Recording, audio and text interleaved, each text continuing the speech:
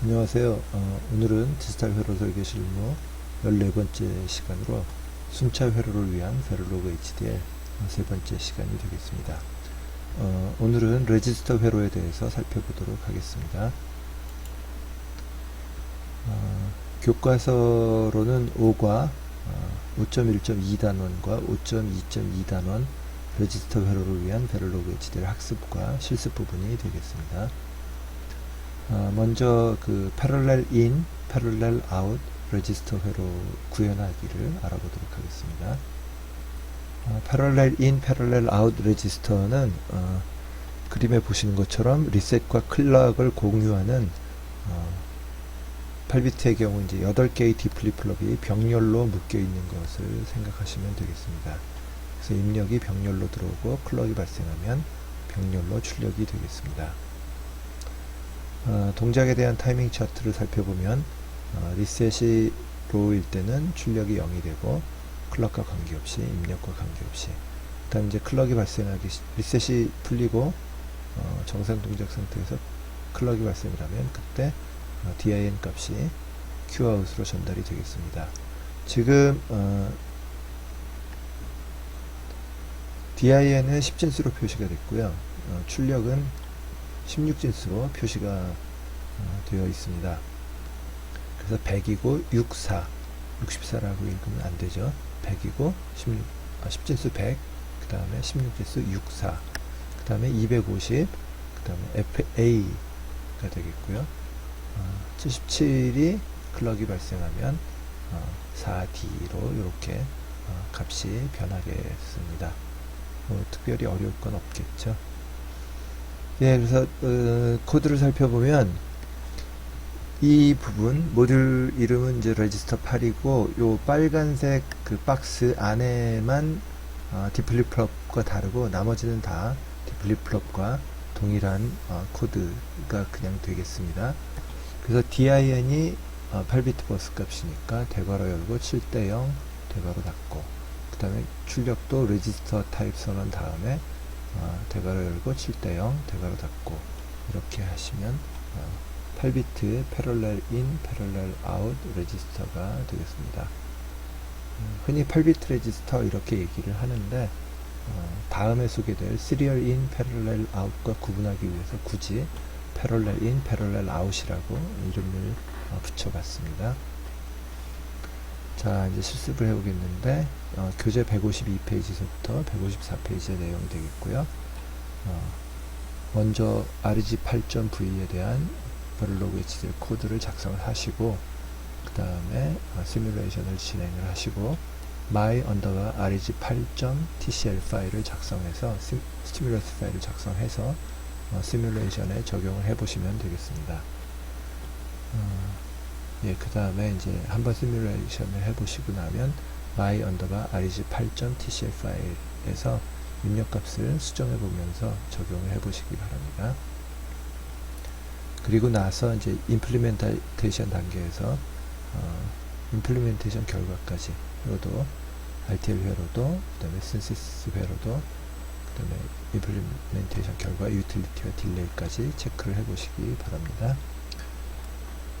my_rg8.tcl 파일에 대해서 소개를 드리면 리셋과 클락은 지난 디플립플롭에서와 동일하게 클락 10MHz짜리로 적용을 했고요. 그 다음에 이제 din에 대해서 8비트 값 -radix unsigned 100 unsigned라고 하는 것은 비트 7번이 그 부호가 아니라 음량 부호가 아니라 크기 값으로 표시된 8비트에 대해서 10진수 100으로 선언을 한 거고요.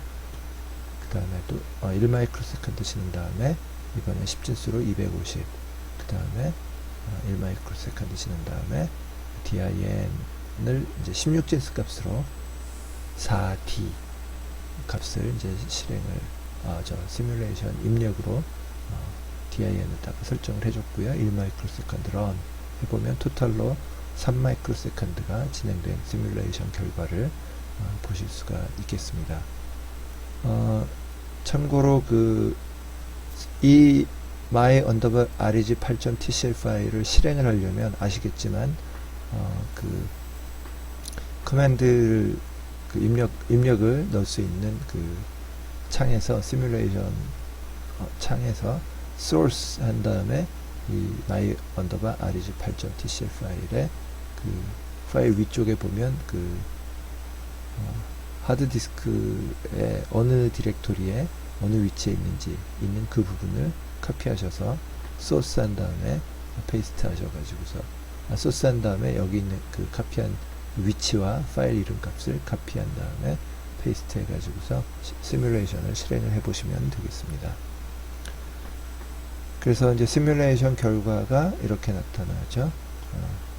그래서 DIN은 10진수 값, 그 다음에 Qout은 16진수 값으로 이렇게 시뮬레이션 결과가 나타나는 걸 알 수가 있습니다. 입력이 변하고 나서 다음 클럭에서 출력값이 변하는 것을 확인하실 수가 있죠. 예, 이렇게 8비트 parallel in, parallel out 레지스터에 대해서 살펴보았고요. 네, 이제는 serial in, parallel out 레지스터 회로에 대해서 구현하는 것을 알아보겠습니다. 흔히 serial to parallel out, serial to parallel 레지스터라고 하기도 합니다. 회로도를 살펴보면 디플립플럽, 원비트 디플립플럽이 8개가 직렬로 시리즈로 쭉 연결이 되어 있고요. 클럭과 리셋이 공통이고, 그 다음에 이제 SDIN이 첫 번째 디플립플럽에 입력으로 들어갑니다. 그리고 그 출력이 PQ의 LSB, PQ0로 연결이 되고요. 그 다음에 이제 PQ1, PQ2 이렇게 쭉 연결이 돼서 맨 마지막에 PQ7에 연결이 됩니다. 그래서 LSB에서 Shift up 돼서 LSB가 그 상위 비트로 연결이 되고 이런 식으로 연결이 되기 때문에 이것을 Shift up 레지스터라고도 합니다. 동작에 대한 타이밍 차트를 살펴보면 Shift up 되는 모양을 좀 이해하기 위해서 입력을 아래쪽에다 배치를 했습니다. 클럭과 리셋이 있고요. DIN이 변하면 다음 클럭의 배치에서 PQ0에 이 값이 전달이 되는 걸 알 수 있고요. 매 클락마다 한 클락씩 Shift up 되는 걸 알 수가 있죠. 그래서 처음에는 LSB가 1이니까 패럴렐 값은 01이 되겠고요. 헥스 값으로. 그 다음에 LSB와 그러니까 비트 0와 비트 1이 1이니까 03. 이건 아래쪽 3비트가 1이니까 07. 그 다음에 4개니까 0F가 되겠고요. 그 다음에 이제 그 입력이 로우가 됐으니까 이 순간에는 LSB는 다시 0이 돼서 1 에코가 되고, 그 다음에 3C 뭐 이런 식으로 진행이 됩니다. 그래서 이제 마지막에 그 1이 하이에서 로우로 입력이 바뀌고 난 다음에 계속 로우가 유지가 되면 비트가 쭉 쉬프트 되다가 마지막에는 전부 다 로우가 되고 마지막에 MSB만 1인 80을 지나서 그 다음에 00이 되겠죠. 네, 이렇게 타이밍 차트를 보실 수가 있습니다. 그래서 그 Serial to Parallel 레지스터에 대한 회로도를 살펴보면 벨로그 HDF를 살펴보면 SR8.V가 되겠고요. 모듈 이름은 SR8. 그 다음에 리셋 클락 입력, 그 다음에 8비트 PQ 입력을 SDIN이라고 했어요. Serial Input Data라서 SDIN, Serial DIN. 그 다음에 이제 출력은 8비트 Parallel이라고 해서 Parallel Out, 그래서 PQ라고 했습니다. 그 다음에 리셋 칠 때 PQ가 0, 그 다음에 클럭이 발생했을 때 이 12번 라인을 주목해서 보시면 왼쪽에는 PQ 칠 때 0이 되겠고요. 오른쪽은 중괄호 열고 먼저 오는 것이 전달받을 곳의 상위 쪽에 위치가 됩니다. PQ 6대 0이 7비트가 PQ의 상위 7비트, 즉 PQ 7대 1로 전달이 되고요. 그 다음에 이제 PQ 0가 SDIN이 LSB로, PQ 0로 SDIN이 전달이 되겠습니다. 뭐 별로 그렇게 이해하기 어려우신 건 없죠. 근데 여기 이제 그 데이터를 묶는 것이 컨캐티네이션인데 조합회로 때 한번 설명드렸지만 다시 한번 설명을 드리겠습니다. 개별 비트나 버스의 일부분을 묶어서 새로운 버스를 구성할 때 활용이 되겠습니다. 조합회로나 순차회로 구분 없이 값을 생성할 때 활용이 되고요. 그 다음에 사용 형식으로는 중괄호를 열고 그 다음에 신호를 나열하고 신호와 신호 사이는 컴마로 구분을 합니다. 그리고 중괄호를 닫으면 되겠습니다. 활용 예를 보면 먼저 조합회로를 살펴보면 assign y y는 이제 그 8비트가 되겠어요. 이쪽이 이제 4비트 4비트 합쳐서 8비트가 묶여졌으니까 그래서 y 8비트 중에 위쪽 4비트 y 7대4는 a의 3대0이 y의 7대4로 전달이 되고요. y의 하위 4비트 y의 3대0이 b의 3대0 값이 y의 3대0으로 전달이 되겠습니다. 순차회로의 경우는 이제 always문 안에서 방금 전에 보셨던 pq 값은 중괄호 열고 pq 6대0 6대0이 pq에 7대1로 전달이 되고 그 다음에 이제 오른쪽 1비트 SDIN이 PQ 0로 전달이 되겠습니다. 지금 보신 예들은 두 개의 신호를 컴마로 묶었는데 예를 들어서 뭐 A 3대1 그 다음에 B 3대1 해서 컴마 한 다음에 C 1대0 이렇게 해서 8비트로 3개의 신호를 묶을 수도 있어요. 그래서 개별 신호들을 결합하여 버스 신호를 생성하는데 유용하게 활용이 되겠습니다. 자, 이제 실습 부분을 살펴보겠는데요. 교재 154페이지서부터 156페이지까지를 보시고 실습을 하시면 됩니다. 프로젝트는 Sequential Lab seq_lab 프로젝트를 그대로 사용하고요. 먼저 이제 sr8.v 파일에 대한 별로 코드를 작성을 하시고 그 다음에 시뮬레이션을 진행을 하실 때 스티뮬러스 파일을 my_sr8.tcl을 사용하시면 되겠습니다. 그래서 시뮬레이션 제가 예시해드린 그걸 보시고 한번 시뮬레이션을 해보시고 그 다음에 입력값을 좀 수정해보면서 시뮬레이션을 더 진행을 해보시기 바랍니다. 익숙해지실 때까지요. 각 회로에 대한 회로도 및 임플리멘테이션 결과를 또 확인하시면 RTL 회로도와 또 신시스 결과 회로도를 확인해 보시고 임플리멘테이션 결과 유틸리티와 딜레이를 비교를 해 보시기 바랍니다. my_sr8.tcl 파일을 보면 reset, clock 동일하고요. 그 다음에 이제 SDN을 처음에 low로 1비트니까 0으로 해서 1마이크로세컨드씩 진행하고 SDIN을 1로 바꾼 다음에 400나노 그 다음에 다시 0으로 바꾸고 200나노 또 1로 바꾸고 400나노 그 다음에 0으로 바꾸고 1마이크로세컨드를 런 해보시면 되겠습니다. 그래서 여러분들이 여기서 1,0을 타임의 길이라든가 이런 것들을 바꿔보면서 진행을 해보시고 추가적으로 더 SDIN의 값을 18번 라인 다음에다가 여러분들이 작성을 해보셔도 되겠습니다. 타이밍 차트는 아까 보신 것과 동일하고요. 1마이크로세컨드 동안의 로우, 또 400나노세컨드 동안 하이, 200나노세컨드 동안 로우, 그 다음에 이제 또 400나노세컨드 동안 하이, 계속 로우가 되겠습니다. 이렇게 시뮬레이션 해보시는 게 별로 어렵지 않으실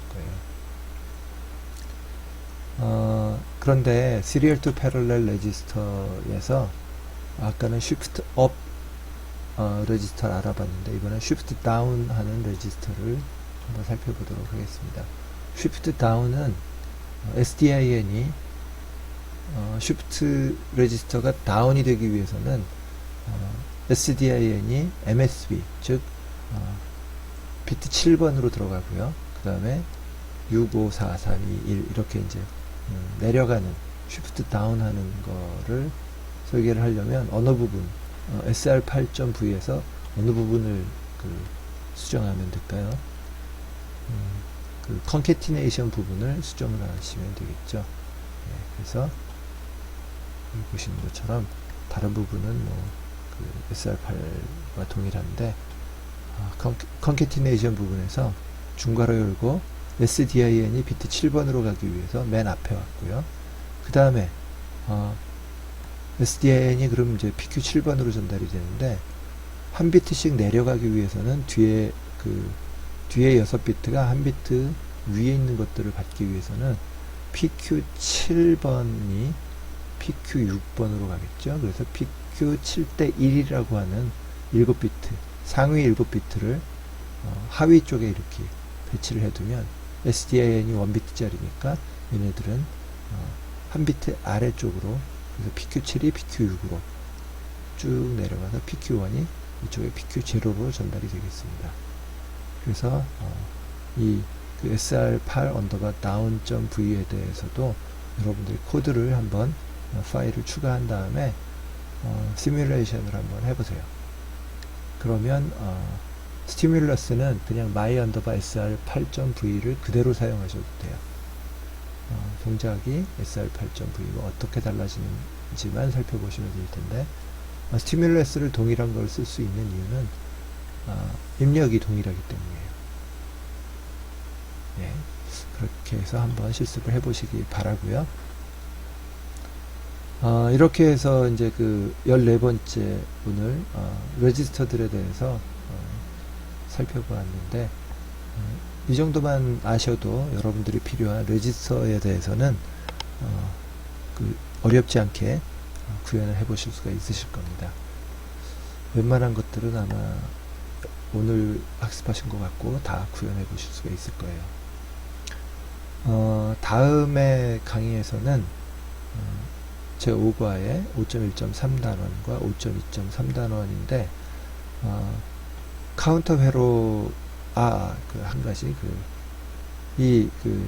Serial to Parallel Shift Down 레지스터는 교재에는 나오지 않는 건데 좀 여러분들이 아시는 게 도움이 되실 것 같아서 이제 소개했고요. 그 다음에 이제 카운터 회로를 살펴볼 텐데, 카운터의 종류가 상당히 많아요. 그래서 아마 한 번의 강의로서 다 마치진 못할 것 같고요.